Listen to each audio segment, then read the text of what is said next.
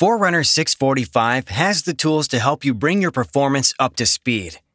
In this video, we'll show you how to start using your new GPS running watch. The first time you power on the smartwatch, you'll be prompted to select your language. Then you can complete the easy setup process. It will walk you through how to get your smartwatch up and running and even pair it with your phone. Now, let's look at your new watch.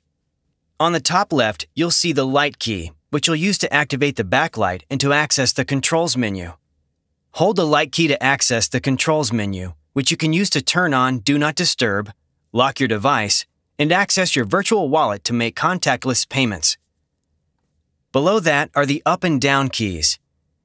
These help you navigate through the different menus, data screens, and widgets. For example, from the watch face, press the up or down key to cycle through preloaded widgets, including heart rate, performance, music, smart notifications, and more. On the top right is the Start-Stop key.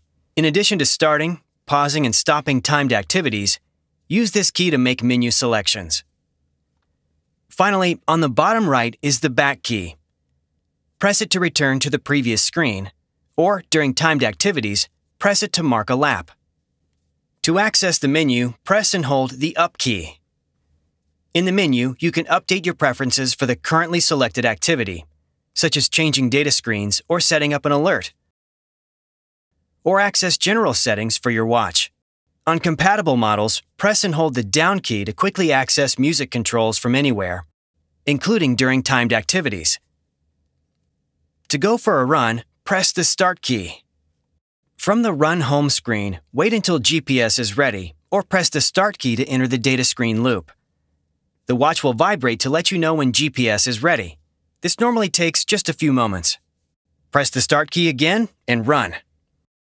During your run, you can scroll up or down through the data screens to view important stats such as distance, time, pace, as well as your heart rate. When you're finished with your activity, press Stop. From here, you can either restart the timer and continue running, or scroll down to save your activity. After you save, you'll be shown your achievements, such as personal records or a new VO2 max, a suggested recovery time, and a summary of what you just accomplished. Thanks for watching. To learn more about Forerunner 645, check out the other videos in this series.